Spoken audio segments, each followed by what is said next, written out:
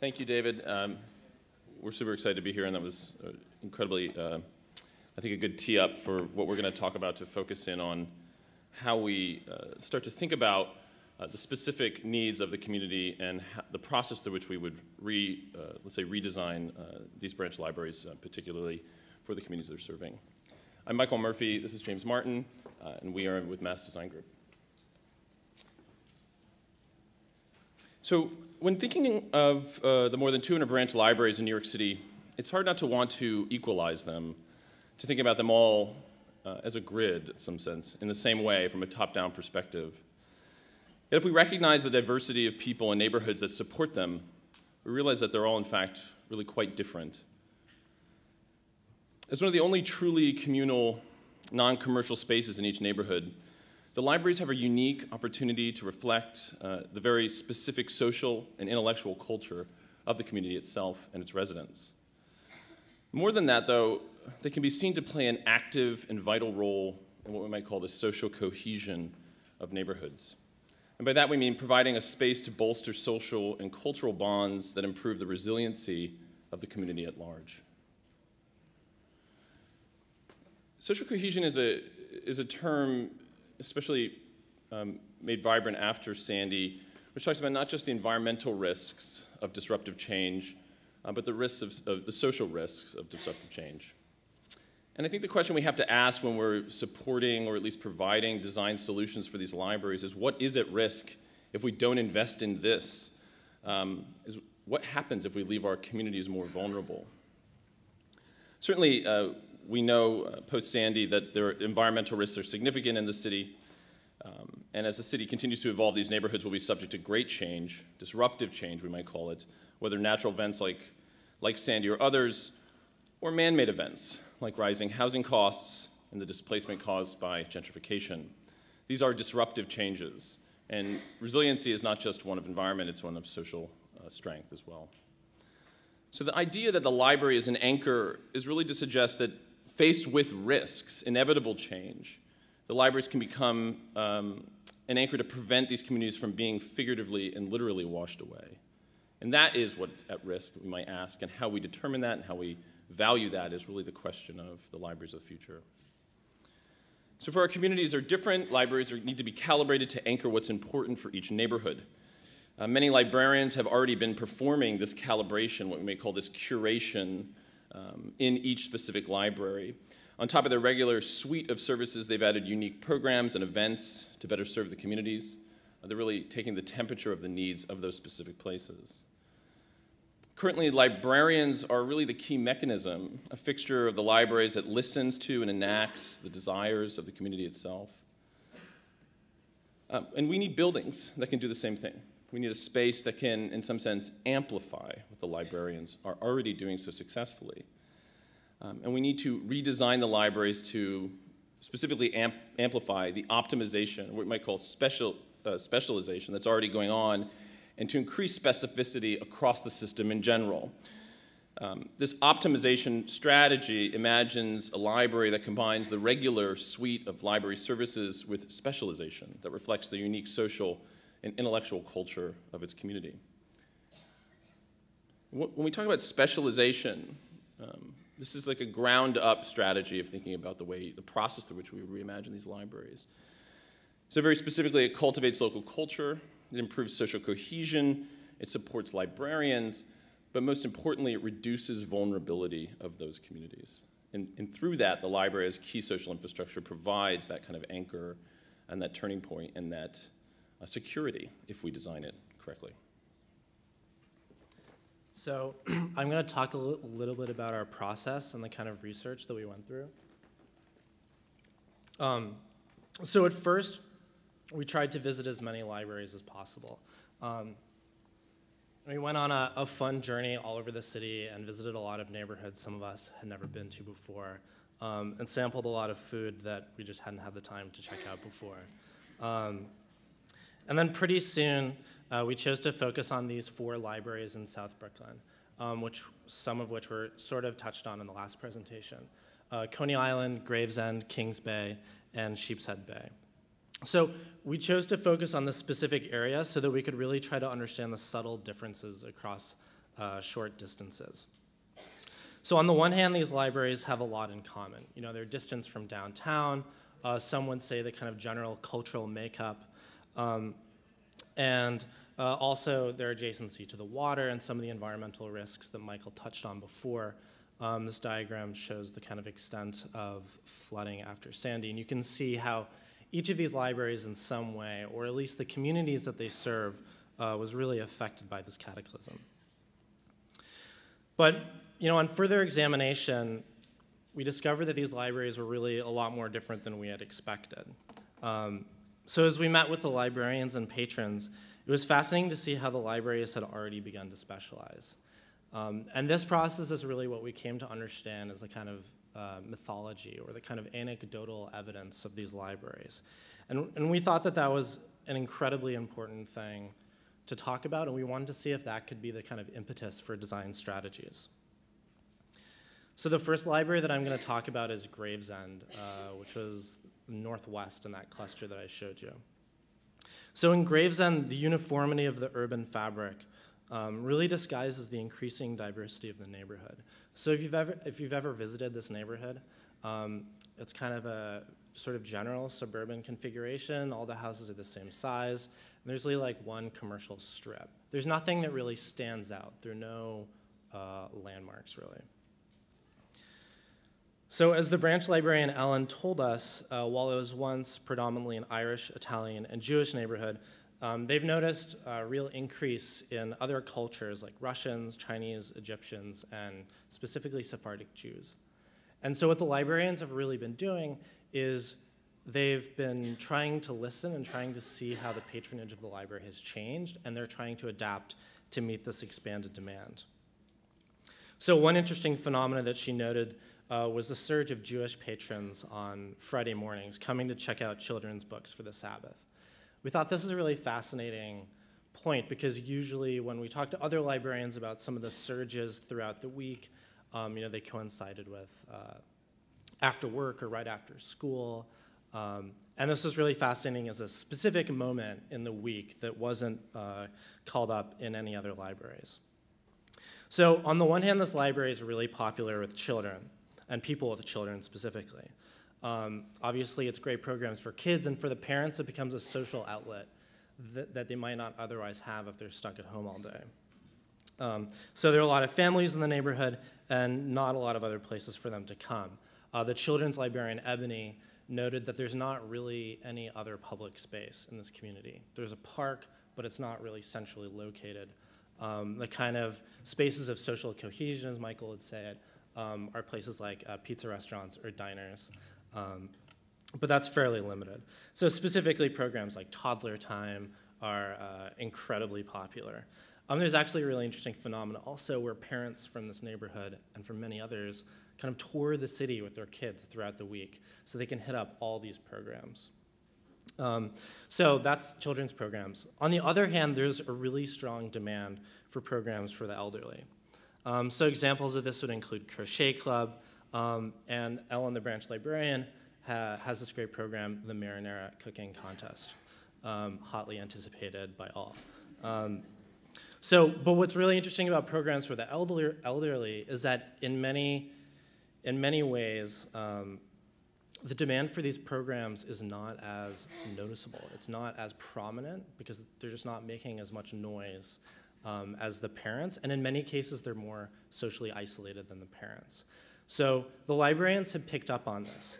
And so specifically, the conversation circle is a really important program where elderly folks in the neighborhood could come together and talk. In the last couple of months, the program has dwindled to 2 or 3 people as other people in the community have passed away or have left for other reasons. And so even though these groups are maybe not as noisy as the children's groups, it's incredibly important from the librarian's perspective to really bolster these and to make them as successful as possible. So in terms of specialization, what we really discovered from this library that was really interesting is that they seem to be specializing in programs both for the young and also for the old. In the beginning, we had thought about programs for children or programs for the elderly, and we think there's a really fascinating way of combining these two. as a library for the young and old. So really doubling down or amplifying what they're doing already. And of course, we think there's a lot that both of these groups can learn from each other. So the next library I'm going to talk about is Kings Bay, which is actually one of the most successful branches in South Brooklyn in terms of circulation statistics. It's really off the charts. And one really interesting thing about this branch is that it's on the kind of boundary between two very different communities. And the librarian Ninel, among others, have worked really hard to provide a space that can accommodate so many different types of people, both in terms of demographics, but age as well. So as you can see from this map, this is showing, it's a census block map showing the proportion of people that live in rental property as opposed to owning their homes. And so you can see the library is the black square there, and it's really located on the boundary between this public housing project where predominantly people are renting their homes, they're predominantly quite a bit younger than the rest of the community, and in general, rates of things like single mother households are much higher. So we thought this was a really fascinating condition, especially considering how successful this library is. So while there are a lot of teenagers in the library, this guy, Jack, comes to the library to hang out every day. He's kind of like a regular there. Sometimes it seems like he kind of works there. Sometimes he's reading the Post. Sometimes he's posing with the New York Times because he thought we were reporters. So for him, it's like a place for him to make friends, but also for him to give back and feel like he's contributing something to his community. But what really stood out to us was their most popular program, which is this art gallery. So they've basically reappropriated their program room as an art gallery that has rotating exhibitions. And this was started by the local Jewish Art League that otherwise didn't have any space to display their work. And so when we spoke to the librarians, that was the one thing they're just repeating over and over, is that they're just running out of room to display art. There are more groups in the community that want to share what they've been doing, not just the Jewish Art League, and that there's a major opportunity for this. And so what this made us think was, what if it's not just a place to show art, but a place to make art as well? And what we wanted to argue for this particular branch is that at the intersection of these two communities that are in some ways pretty different, art and creative work could have the potential to galvanize these different groups and create bonds with really long-lasting social potential. So the next branch is Coney Island, which I'm sure many of you have been to Coney Island, but how many of you have been to the Coney Island Public Library? Okay, so maybe not that many of you. Library is actually really great. It doesn't look that way from the front, but it's actually really popular. So as described by the branch manager, Angela, the Coney Island Library has really tailored its services to its unique location and the demands of the community. Like Angela was really conscious of the identity of Coney Island, and she was really attuned to the really unique and somewhat seasonal kind of demographics of the community. Obviously, there being lots of tourists in the summer, but also in the summer, a huge proportion of homeless people from other parts of New York City come down to Coney Island because it's a lot more amenable to them. So on the one hand, Coney is a great library for teens and adults to get work done, especially after a recent renovation after Hurricane Sandy. One of the great design features was they took planks from the boardwalk and used them to create this great ceiling that kind of references the local environment. An example of this, on their first visit since Sandy, this is Somalia and her kid, Nazir. They were working in the library, and they really liked it. They hadn't been there before. Somalia had thought it was kind of a library for kids. She was working on her bar registration, and Nazir was like working on a prep school entrance exam. At the same time, Coney Island is one of the poorest neighborhoods in Brooklyn. And the second floor of the library is incredibly underutilized. In fact, because of this, because there's a lack of activity up there, it's a popular place for a lot of homeless people to hang out because it's comfortable, but it's kind of out of the spotlight. We don't think that's a problem. We think that's a really fascinating condition that we can approach with design. And just to extend that, in the summer, over 30 meals a day are served at the library to local kids. And the library itself is situated at the nexus of a number of local food programs. The librarians have really embraced this, and they've offered opportunities for the local missions, many of which provide these food programs, to have information tables and classes in the branch. And so what we're proposing is basically to push the Coney Island Library farther towards its destiny of becoming really this wellness library. So something that combines this notion of food and health, really preventative care, to become a wellness library. And so finally, Sheepshead Bay, which David touched on before, which is driven by its really dynamic branch librarian Svetlana. Here she is indicating the height of the floodwaters after Sandy. I think like half of their collection had to be replaced. So this library is already doing a fantastic job of specialization, and in many ways was our inspiration. So the Sheepshead Bay Talent Show is an incredibly popular program. And they basically take over the front of the library for this talent show. In fact, they just had one a couple weeks ago. Actually, it was last week. As you can see, it's like a repeating thing. So, you know, I asked her if it would be a problem to have the talent show like right when you walk in. It kind of obstructs people moving through the space. But in reality, to her, it's an asset that people coming to the talent show are exposed to the collection, and people coming to access books are exposed to the great culture of the community. They also have had other large gatherings such as banquets or talks by local Holocaust survivors. And so really this library is bursting at the seams. It's incredible what this woman's been able to accomplish. This library has a piano, they have a keyboard, they have a PA system, they have a full kitchen, and they have an MC and Svetlana. So the last thing that they need is a stage. So our process, which we might call immersive research into these libraries, really showed us 4 distinct examples of specialization, as James pointed out. But from our visit to other libraries, we came across really 7 specializations in total that can talk about how the whole system in New York could specialize specifically for its needs of each community.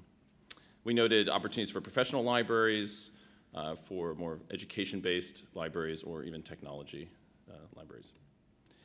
So what these 4 libraries are doing, obviously, is incredibly fantastic and driven by these amazing librarians, these personalities that really think about the cohesion of their community and curate it. But of course, each is hindered by, at least as has been noted, $3 million in capital maintenance needs just to kind of stay afloat or repair their leaky ceilings. Sheepshead Bay alone has over $8 million in capital needs.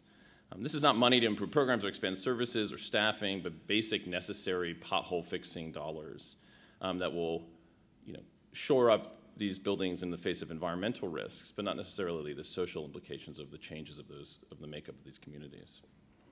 So while this investment is necessary in the short term, we might call it long-termism. Long-term investment should invest in the architecture that can amplify the emergent specialization of these libraries. And so we're just going to talk about 2 architectural strategies and how we specialize those on 2 of the examples that we showed. Great, so we're just going to quickly go through 2 examples of kind of designing for these specializations.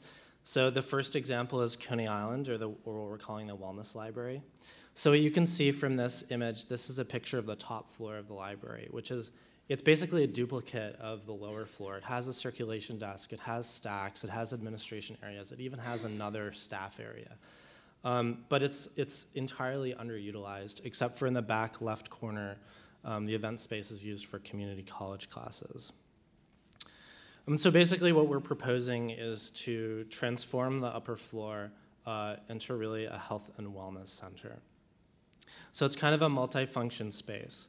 And the kind of basic condition, or the big move, is to connect the top floor and the lower floor with kind of a grand stair and atrium that creates a physical and visual connection between the daily program of what we'd call the typical or the full suite library below and the kind of specialized library above. So the kind of big moves are the kind of atrium, the event space in the back, really opening it up to the rest of the building, as well as a series of flexible spaces around the perimeter that can be used for different types of programs.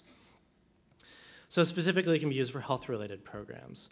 In this example, we're showing the Backspace could be transformed using for like a yoga studio or for Zumba, which is actually something that they've tried to do at the Kings Bay Library, although they didn't quite have enough space. Another thing is a boardwalk walking path. So a path or a circuit around the library that like little kids and maybe some older people can use to get some exercise and talk to people, or maybe use for walking meditation. And it would be based on the motif of the boardwalk, which is repeated on the lower part of the library. And so it could also be transformed for programs related to nutrition. So the Backspace could be used as a cafeteria or for banquets, and then other spaces could be used for nutrition classes, for the distribution of food for these missions, many of which don't have storefronts. They're mobile food programs, or their storefronts are in really bad condition, really bad state of repair. So this could be a way to give a public face to many of these great local nonprofits. So this is an interior image of the top floor. And so the library can provide a common ground focused on wellness, whether through exercise and nutrition, education, or programs like immunization. One of the great anecdotes that we heard from the branch librarian, Angela, was how in many communities, and communities similar to Coney Island, people refer to the library as downstairs because people live in these giant apartment buildings, and you're either outside on the street or you're in your apartment behind a locked door. There's like no third space. There's nothing in between. And so really what we're arguing is that, and so I should say that the parents tell their kids to go downstairs, or like, I'll meet you downstairs, or meet your brother downstairs. And we just thought this is just like a fascinating appropriation of the libraries that maybe wasn't totally planned for. And so for a lot of people, it's really the only non-commercial space, so they can take some ownership towards or be proud of in some respects. So in a neighborhood lacking a lot of common ground, or I should say common ground that's not identified with the typical associations that we have of Coney Island, this new proposal for the library really doubles down on its role in providing space and well-being for the people of Coney Island. So finally, I'm just going to talk about the Sheepshead Bay Library, the performance library, which is already acting as a performance library. As you can see, the library is really compartmentalized. There's administration in the front, program. There's kind of this stacked section in the back that is common in many libraries. And then there's a central reading room, which is that kind of living room space that I referred to earlier. And so the performances happen in this tiny kind of yellow circle right when you walk in, but kind of blocked by some like harder fixtures like stacks and stuff. And so basically what we're proposing is to insert a large, flexible performance area into the library that would more than quadruple the capacity of these events. And the kind of big move with this also is this stage that projects out onto the street, because the library is really set back from the other buildings, so it's hard to see from the intersection. And so this stage, which you probably can't see because of these chairs, kind of like reaches out so that people can see the building from far away. And also when there's a performance going on, and you're walking down the street, you're backstage, and like how cool is that? And you really want to go inside. And so by raising the ceiling 5 feet, because like I said, there's a split level in the back, you can create this new mezzanine. So you can create maybe like a 20% increase in program area that can be used as a balcony for this new like awesome performance hall in Sheepshead Bay. And so this mezzanine space could be used for banquets. Here we're showing the kind of performance area flexibly being used for a banquet. And then during regular library hours, basically, you have this great reading room that has enough space so you can create a diverse array of space types. And then on this new mezzanine, you now have this great quiet study area, which is something that was really lacking before. And so the library gains in features useful for both reading and performance. So good light, great acoustics, and a really dynamic array of seating areas. So I think we'd say this library is already an icon in this community. So the new Sheepshead Bay Library takes center stage at the intersection of East 14th Street and Sheepshead Bay Boulevard.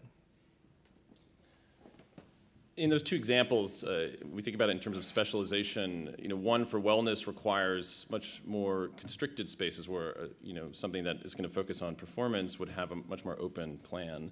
And so that by specializing or by focusing or amplifying through the designs the kind of intent of the outcomes, we create a series of different strategies for how we intervene in each of these neighborhoods. So as a collection in South Brooklyn, we can see how these 4 specialized libraries can begin to complement each other. And when we add the 3 other typologies, we can begin to imagine a network model focused on the unique intellectual and social culture of each neighborhood. On the scale of the city itself, these clusters can begin to define new relationships within the city, driven more by local interest than by top-down planning. And even wider connections can be made between similar typologies across the city, between all of the performance libraries, for example, or all of the wellness libraries, sharing resources and expertise, and even curating collected events. Libraries that specialize in art and making could do something similar. Not every single library has to have all of these amenities. So as a sum of its specialized networks, we can imagine cross-grain connections between communities that might not otherwise overlap. The big picture here is social cohesion and an emphasis on the power of the grassroots to posit the library as a key tool in our collective desire for greater access, greater support, and increased resiliency in our disrupting and changing neighborhoods. Thank you very much.